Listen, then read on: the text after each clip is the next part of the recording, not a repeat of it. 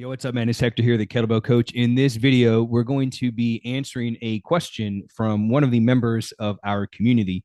But before I do, if you're new to the channel, my name is Hector Gutierrez Jr. For over 12 and a half years, I ran one of two kettlebell-only training facilities here in Texas, where we help men and women over 40 learn how to use kettlebells to build a stronger, leaner, and more capable body in about 90 minutes per week, so they could ultimately do more of the things that they enjoy doing and not wasting time trying to be the best at exercise. So if that sounds like you, if you're trying to learn how to use kettlebells to become the strongest version of yourself, you're in the right place. Welcome to the channel.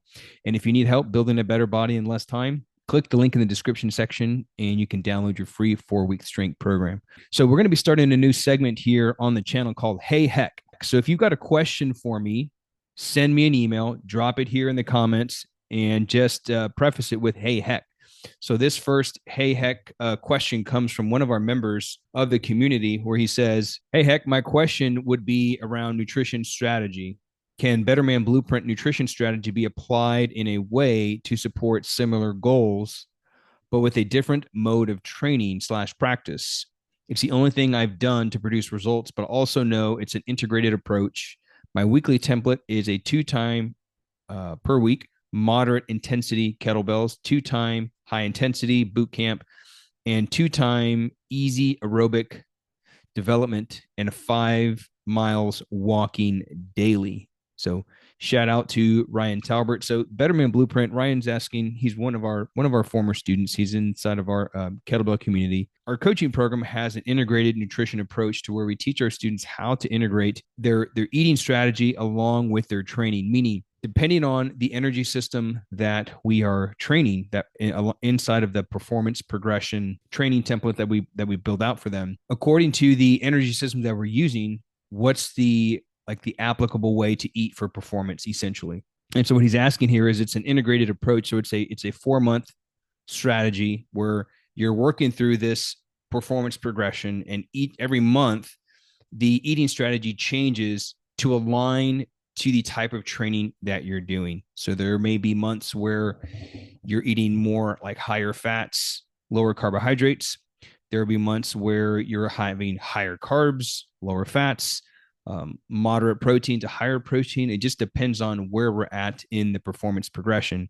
And so that's just for context there. That's what Ryan is talking about. But his question is it possible, even though it is an integrated system, is it possible to, maybe I just want to train, again, within the context of his schedule, 2 moderate days of kettlebell, 2 high intensity days, some boot camp, work, and easy aerobic development, like going for a 5-mile walk. So he's training energy systems, which would require a particular eating approach. So what I'm going to do is, Ryan, I'm going to answer your question. I'm just going to give you an example of how you could build something like this out for you. I'm going to talk about, how to eat for different modes of training. And there's only going to be 2 approaches, really. And so I like to think of this as we break this down, of the nature of training. And so there's really only 2 modes of training. We've got what has been popularized and quipped or named as A+A training, which means aerobic and alactic. So think aerobic, like going out for a jog, and then alactic, think of like power training. You've got jumps, you've got sprints, you got kettlebell swings, snatches, jerks. Like those would be examples of power training. And alactic training. So alactic means without lactic acid. So you don't want to encounter any kind of muscle burn that would shut down the muscle, right? So going out for a walk, going out for a jog, your muscles may be burning, like your calves, but it's not going to inhabit the system. It's not going to keep you from moving. Those are usually based on time. Okay. So examples of A+A training, as I mentioned, swings and snatches, ruck marching, right? Going out for a jog, ruck marching with a backpack, barbell deadlifting, because you're going to have long rest periods. So in this approach to an A+A approach, which looks like you've got 5 miles of walking, you're doing that daily. So you do have, it looks like you're kind of mixing multiple things within like an actual week, versus maybe I'm going to do like 4 weeks of moderate kettlebell, or etc. So it looks like you're doing multiple things. So to simplify my answer for that, it would be, I would probably just for the day adjust higher carbs, lower fats, lower fats, higher carbs, depending on the day. But if you wanted to build something more consistently, I would probably choose one of these modes to train in, but you can add them in from time, add other things in from time to time. But I would align like your nutrition to that one mode. So, for instance, if you're going to be doing, like, let's say you want to live more of like a higher fat, low carb like lifestyle. Let's say that's something that you want to do, then do the best you can to avoid super high intensity training. And what I'm gonna share with you today will give you some guidelines of what that would look like for like high intensity training, because that's a very subjective thing. Like high intensity, what does that mean? Like high intensity for one person could be different for another person. So I'm going to give you some guidelines there on what to follow. So the approach would be for A&A training, I would approach this with high fats and lower carbs. And everyone, like as I mentioned, is going to have different targets based on your age, based on your weight, based on your body fat percentage. I can't just give targets here because it really wouldn't serve you watching this video. So as a whole, higher fats, lower carbs. I'll get into why here in just a second. So what this would look like. So on your days, let's say going for a 5-mile walk, a moderate kettlebell, and your aerobic development. On these days, I would work on keeping. You're going to need to track your heart rate. So if Apple Watch, Fitbit, Polar, it's some kind of like heart rate monitor, or if you can do the old school like finger to the pulse kind of thing. Keep your average heart rate to 65 to 75% of your maximum heart rate. Okay. Average is the key word there, because there may be times where you go up to like 85, 90%, depending on what time of day, if you're doing it in the heat, right? Your heart rate will be heavier, will be higher. Depends on, how much you're pushing that aerobic development. But as a rule, keep your heart rate, the average, to 65 to 75%. Rep ranges. So let's say if we're talking in context of kettlebells, rep ranges, it would just depend, but I would keep your rep ranges anywhere between 1 to 10 repetitions. Now, when I say depending, it just depends on the exercises that you're doing. So if you're doing ballistic exercises, let's say swings, I would keep your swings like 5 to 10 repetitions, because 5 to 10 repetitions would keep you in the alactic energy system. That will take you 8 to 15 seconds, just depends on how much you're letting the kettlebell float. So if you're doing swings, 5 to 10 reps. If you're doing snatches, anywhere between 6 and 9 reps, because 6 and 9 reps, you're looking at anywhere from 10 to 15 seconds of total work. And anything beyond 15 seconds, we're no longer in the alactic, right? That power energy system. Anything beyond 15 seconds, we now start to get into glycolytic, and then eventually aerobic is the long-term system. Okay. So that's why I recommend 1 to 10 reps, because we want to, that would ensure that we're staying at the right heart rate zone. And of course, with the right rest periods, which is what I'm going to cover next. If you're going to be doing like strict presses, 1 to 5 presses, and just monitor how long it takes you, because everybody trains a little bit different. 3 presses for me might take longer than 3 presses for you, because maybe I pause more in the rack before the press. Maybe I pause at the top, that idea. So just like time, how long it takes for you to do a set of presses. So let's say a set of 3 presses takes you 10 seconds, and maybe you can do, 4 reps in 15 seconds. That would be the rep range for your snatches and the presses. And the same thing would go for your squats. Okay. So that we have an idea of rep ranges for grinds or ballistics. When doing get-ups takes about 30 seconds to do a get-up on one side. Just give yourself plenty of rest before you do the next side. Again, this is just if we're practicing. If we're not training for like simple or sinister or anything like that, like there's no reason to push the density. So rest periods. I did a video where I dive deeper into this. I did 2 videos. One was on how to structure a 4 to 6 day work week, and the other was 7 steps to building a kettlebell complex. And in those, I touch more on rest periods. So I won't go into too much detail around those, but I'll share some basics around what I covered in those videos, but you can check those out when you get a chance. So rest periods for A&A training, we want to make sure that we're fully recovered to allow our heart rate to come back down to where we want it to be. So that way that average heart rate stays in 65 to 75% of our maximum heart rate. So at about the 90-second mark, 2/3 of your creatine phosphate has recovered. after a 30-second set. So after 5, 6, 7 presses, depends on how many presses that you're doing, right? So if you did a 30-second working set and you rested 90 seconds, about 2/3 of your creatine phosphate would be recovered. Again, this just depends on your style of training, but I do recommend keeping things to about 15 seconds if we're going to be training alactic. 30 seconds, you can be working on training your aerobic system. It could be lighter intensity, kettlebells, and you're doing, sets of 10 to 15 swings or snatches. So a 30-second set. 1.5 minutes to 3 minutes is sufficient for a 10 to 15-second effort. So after you do 9 snatches or after you do 10 swings, rest about 1.5 to 3 minutes. This helps us to make sure that our creatine is recovering optimally and keeping us in that heart rate zone. 3 minutes, creatine phosphate is at 3/4 recovery. Anything less than 3 minutes keeps your aerobic system deployed. So let's say you do a set of 10 swings and you rest 2 minutes, like your heart rate peaks at, let's say, the top of that, 10th swing, you're already like, 5, 6, 7 sets in. At the end of that 10th swing, like your heart rate goes up to 85%. And then you rest around 2 minutes, it won't drop all the way back down to its normal. It'll stay somewhere in the middle. So let's say your 85% is 155 beats. Let's say it gets up to 155 beats.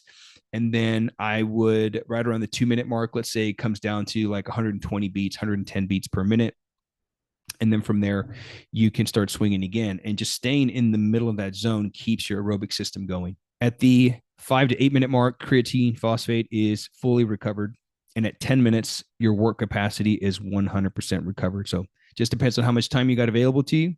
And if you're doing more, moderate intensity kettlebell work, if you're doing 5 miles of walking, when you're doing your 5 miles of walking, maybe strut it out for a little bit to get your heart rate up to 85% and then let it come all the way back down to like 110 and then strut it out and then let it come back down to 110 and just time how long it takes to go from whatever 85% is for you down to like 65%. And then on average, you'll land in between that 65 and 70% heart rate because you'll be in that lower end longer than you'll be at that top end of your heart rate zone, if that makes sense.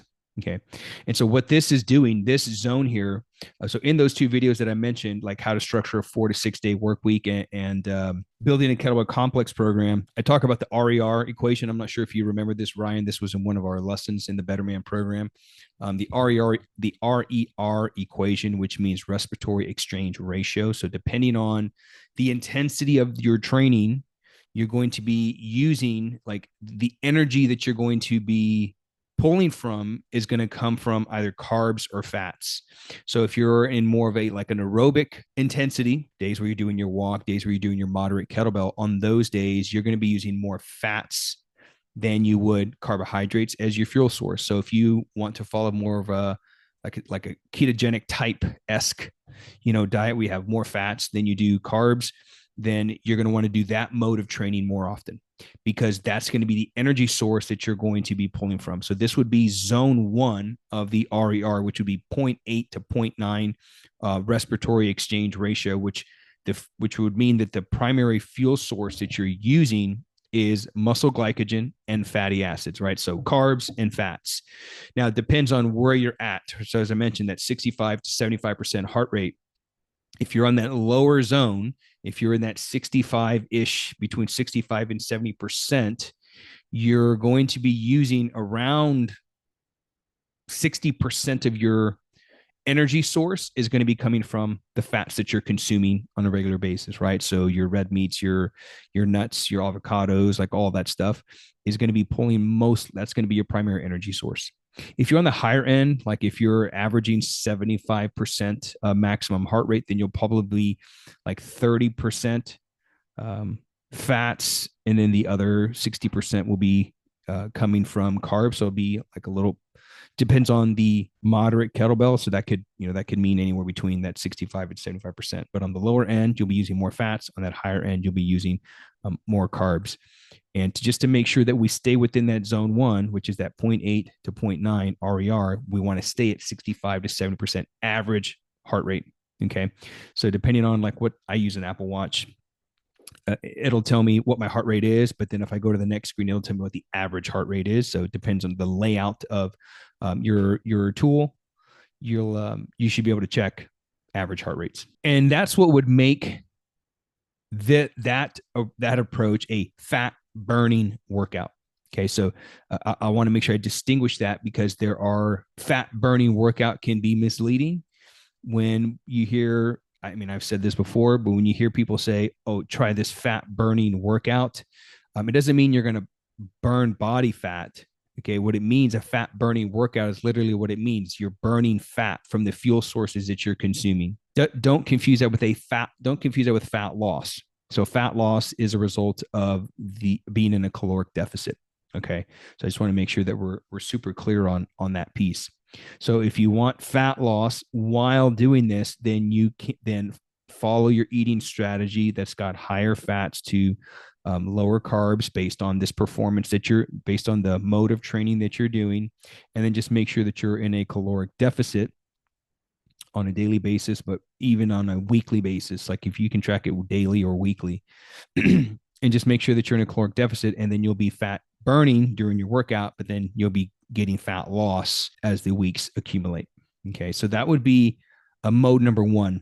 So if you're going to be training more aerobic and alactic, moderate kettlebell intensity, 5 mile walking, easy aerobic work, I would follow that first example. Now, mode two of training would be glycolytic training or glycolytic peaking. Depends on if you're training for an event, if you're trying to do sinister, if you're trying to do your first 5-minute snatch test or something like that, that this eating is going to be the other option. Okay. So examples of glycolytic training, we've got kettlebell complexes, kettlebell chains, density training. So density training would include things like auto regulation. Let's say you set a timer for 20 minutes and you do X number of sets of presses. Each session or each week, you would try to get more reps in the same time. So by nature or by virtue of you getting more dense with your training, you're going to be under tension longer.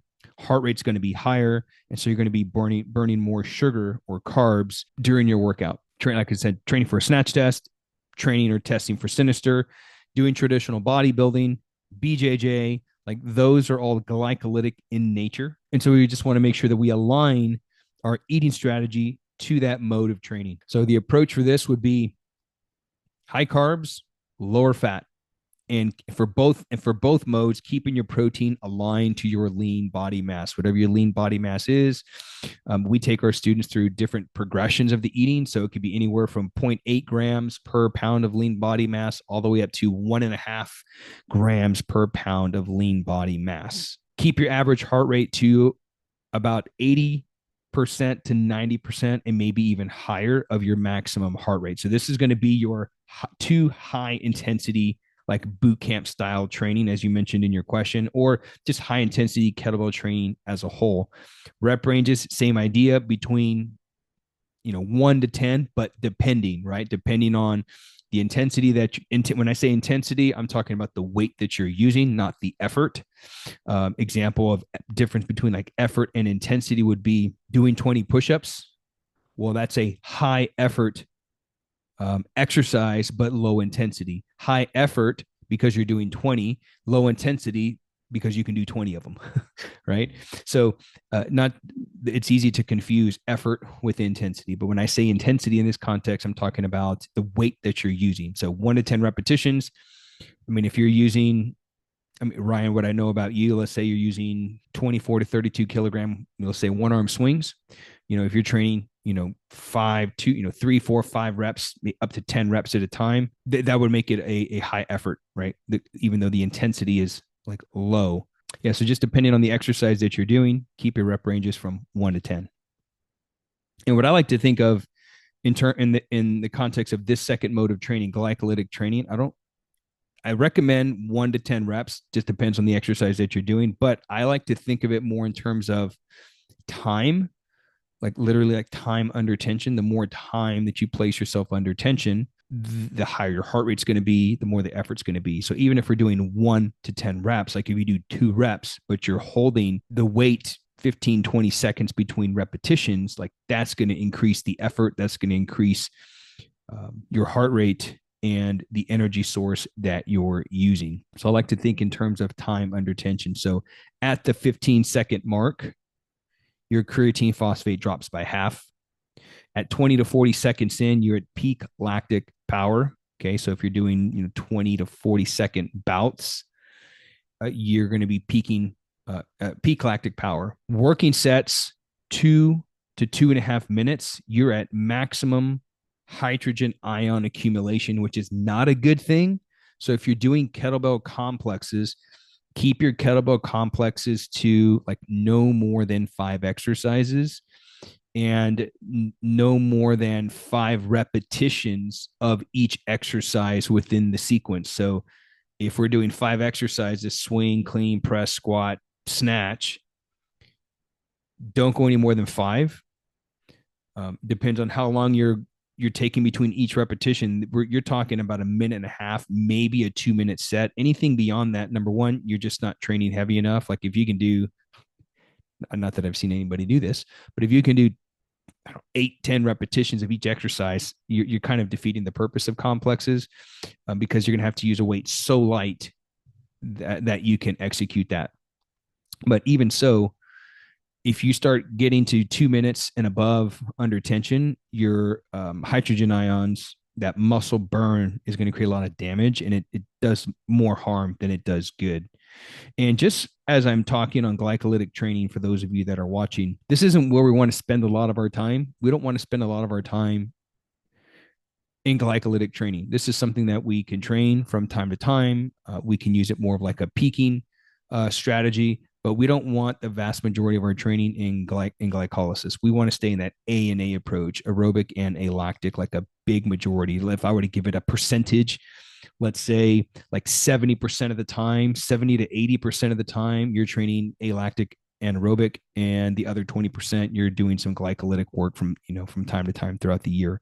So maybe like one training cycle of like 6 to 8 weeks, once or twice a year would be sufficient for this. Glycolytic peaking, you'd be doing one glycolytic session per week, 4 weeks out from a program. So let's say if you're training for the 5-minute snatch test and you've been working on accumulating your volume over the course of 12 weeks or 8 weeks, and then the last 4 weeks, you're going to peak glycolytically, which is going to be like a simulation of the snatch test. And you would do that once a week, 4 weeks out. And then you would drop all the work leading into your snatch test. Okay. But during that glycolytic peak, like you could eat more like mode number 1, higher fats, moderate carbohydrates, depending on where the zone is, right? 65, 75%. If you're on the 75% heart rate zone in mode 1, you're looking at moderate carbs, higher fats. That would be your lifestyle there. And then that 1 day per week, you would switch to high carbs, lower fats, because the primary fuel source is going to be carbohydrates. Your rest periods when training for glycolytic, it's going to be incomplete rest periods. What does that mean? Let's say you do 10 snatches, right? That will take you, if you're doing about a snatch every 2 seconds, you're looking at 20 seconds, okay? 20 to 24 seconds, just depending on your speed, your cadence. Well, you would rest 30 seconds and then repeat. With this example of incomplete rest, at 30 seconds of rest, 2/3 of your creatine phosphate has recovered after a 6-second sprint. So in 6 seconds, you can probably do maybe 3 snatches, but like we're talking all out power, all out speed, as fast as you can move that weight. 6 seconds would be, I don't know, maybe 5 swings, 4 to 5 swings. 6 seconds would probably be a couple of presses. But if we're talking like ballistics, we're looking at about maybe 3 snatches explosively fast. And then you'd rest 30 seconds and then you'd repeat. And in that context, you would want to keep your total work at 30 seconds. So if you're doing 6-second sprints, well, then you would do 5 total sets, because 6 at 5, that's 30 seconds of work. And then you'd rest 30 seconds in between, right? So if you did 5 sets in a row, that's going to keep your heart rate up. So you're in a glycolytic pathway because you're only resting 30 seconds. Work was 6 seconds. Rest is 30 seconds. You do that 5 sets in a row. Like that's going to keep your heart rate up. And at the end of those 5 sets, you might rest another minute or two on top of your 30 seconds, and then you repeat the process. But that will keep your heart rate elevated. And if you feel like you can't get your heart rate quite high enough, then you just need to add more power, like more effort behind these snatches in this context, and that will get your heart rate up. And then you just kind of keep it humming there. You're going to want to stay between 80 and 90% average heart rate. Okay, so if you can keep your heart rate at an average of 80%, so for me, 80% heart rate would be around, I don't know, 145 to 150, somewhere around there, which is not hard to do, especially since I do a lot of my training outside in the elements, like just the heat and the humidity keeps my heart rate up. That would put you in a glycolytic energy system. And the primary fuel source there is ATP, CP, right? Creatine phosphate, muscle glycogen, and lactic acid. Those are your primary sources of energy, which would put you in zones 2 and 3 of the RER equation. You're looking at 0.95 to 1.1 RER, where 84 to 100% of the energy being used is from carbohydrates. And those would be the two approaches based on the mode of training. So Ryan, I hope this helps you out. I hope this helps you out if you're watching this. So Ryan, it looks like you've got more of like a mixed approach within a week.